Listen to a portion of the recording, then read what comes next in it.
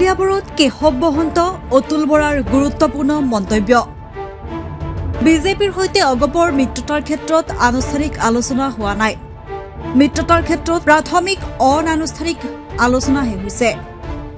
যোগাযোগ হৈ আছে মুখ্যমন্ত্ৰীৰ লগত। আজিৰ কাৰ্যনিৰ্বাহকত আমি বিজেপিৰ সৈতে বন্ধুত্বসুলভ প্ৰতিদ্বন্দ্বিতাৰ কথা ভবা নাই আৰু আলোচনাৰ মজিয়ালৈ অনা নাই।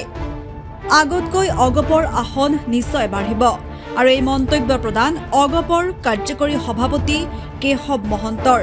কলিয়াবৰৰ অগপৰ বিধান পৰিষদৰ কাৰ্যালয়ত অগপৰ ভাতৃ সংগঠন অনুসূচিত জাতি পৰিষদৰ ৰাজ্যিক কমিটিৰ গুৰুত্বপূৰ্ণ কাৰ্যনিৰ্বাহক সভা অনুষ্ঠিত হয়, য'ত উপস্থিত থাকে অগপৰ সভাপতি অতুল বৰা, কাৰ্যকৰী সভাপতি কেশৱ মহন্ত। সমষ্টিৰ পুনৰ নিৰ্ধাৰণৰ পিছত বিধানসভাত এইবাৰ অনুসূচিত জাতিৰ বাবে এখন আসন বৃদ্ধি পালে। আসনৰ ক্ষেত্ৰত কোনো কথা মই নকওঁ। সভাত উপস্থিত থাকি এই মন্তব্য আগবঢ়াই অতুল বৰাই। বৰ্ধিত কাৰ্যনিৰ্বাহক সভা অসম গণ পৰিষদ দলৰ ভাতৃ সংগঠন অনুষ্ঠিত জাতি পৰিষদৰ সময়ে সময়ে এনে সভাবিলাক হৈ থাকে। সন্মুখত বিধানসভা নিৰ্বাচন, এতিয়া অধিক তৎপৰ হৈছে আমাৰ দলৰ ভাতৃ সংগঠন। বহুতখিনি কথাই আলোচনা হৈছে। এইবাৰ অনুসূচিত জাতিৰ বাবে এখন আসন বিধানসভাত বেছি হৈ গ'ল সমষ্টি পুনৰ নিৰ্ধাৰণৰ পাছত। গতিকে অসম গণ পৰিষদৰ পৰা তেওঁলোকে এনেধৰণৰ ৰিজাৰ্ভ সমষ্টিত প্ৰাৰ্থিত্বৰ কথাও উল্লেখ কৰিছে। বাকী আমি তেওঁলোকক আহ্বান জনাইছোঁ, কাৰণ সকলোৱে ভালকৈ একেলগে কাম কৰিব লাগিব আৰু দলৰ মূল ভেটিটো তেতিয়াহে শক্তিশালী হ'ব যেতিয়া ভাতৃ ভগ্নী সংগঠনবিলাক সক্ৰিয় হয়, তৎপৰ হয়। মই অনুসূচিত জাতি পৰিষদৰ সমূহ কৰ্মকৰ্তাক ধন্যবাদ আৰু কৃতজ্ঞতা জনাইছোঁ। মই জানিছোঁ যে বহুতখিনি গঠনমূলক আলোচনা আজিৰ সভাত আলোচনা হৈছে। চাওক, প্ৰথম কথা হ'ল যে আমি আপোনালোকে জানে যে ভাৰতীয় জনতা পাৰ্টীৰ নেতৃত্বাধীন মিত্ৰজোঁট চৰকাৰৰ অংশীদাৰ হৈ আছোঁ। 2016 চনত বা 2021 চনত আমি বহুত চিটত আমি প্ৰতিদ্বন্দ্বিতা কৰা নাই। গতিকে এইবাৰ আমি কথা বতৰাখিনি এতিয়ালৈকে আনুষ্ঠানিক ৰূপ দিয়া নাই বা আনুষ্ঠানিক ৰূপ পোৱা নাই।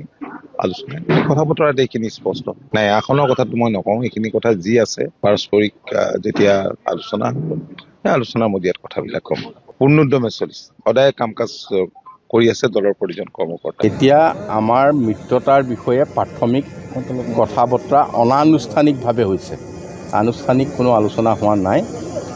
যাতে আনুষ্ঠানিক আলোচনা সফল হয় তাৰ কাৰণে আমি মাজে সময়ে অনানুষ্ঠানিকভাৱে যোগাযোগ আমাৰ মাজত আছে আৰু ইয়াৰ দ্বাৰা আমি নিশ্চিত হৈছোঁ যে অতি সন্তোষজনকভাৱে মাননীয় মুখ্যমন্ত্ৰী ডাঙৰীয়াই প্ৰকাশ কৰিছে যে মিত্ৰতা হ'ব আৰু আমাৰ আসন বুজাবুজিও খুব ভাল ধৰণে হ'ব। সেইটো আমি আজি বন্ধুত্বমূলকৰ কথা আমি ভবা নাই, সেইটো আলোচনা মজিয়ালৈ অনাও নাই।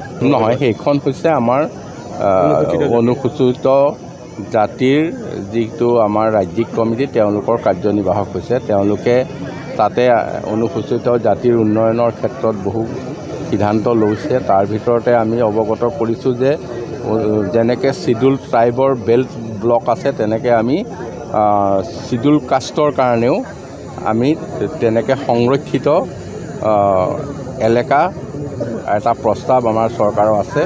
যেনেকৈ ট্ৰাইবেল বেল্ট ব্লক, তেনেকৈ SC বেল্ট ব্লকৰ কথাও আমি ভাবিছোঁ। সমষ্টি ডিলিমিটেশ্যনৰ পিছত এটা সমষ্টি বৃদ্ধি পাব নেকি অনুসূচিত জাতিৰ কাৰণে? হয়, এটা সমষ্টি বৃদ্ধি পাব।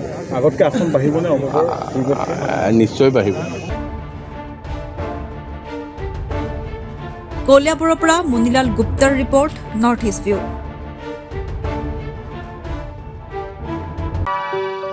আপুনি বাৰু হাড়ৰ সমস্যাৰ কাৰণে পাটনালৈ যাবলৈ চিন্তা কৰি আছে নেকি?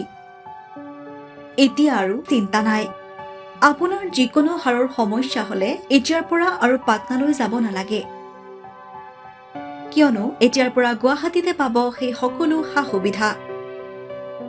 গুৱাহাটীৰ আমিনগাঁৱত অৱস্থিত Patna orthopaedic and multi speciality হস্পিটেলত কম খৰচতে পাব সেই সকলো উন্নত মানদণ্ডৰ চিকিৎসা সেৱা, য'ত অভিজ্ঞ চিকিৎসকৰ দ্বাৰা সম্পন্ন কৰা হয় বিভিন্ন ধৰণৰ হাড়ৰ অস্ত্ৰোপচাৰ।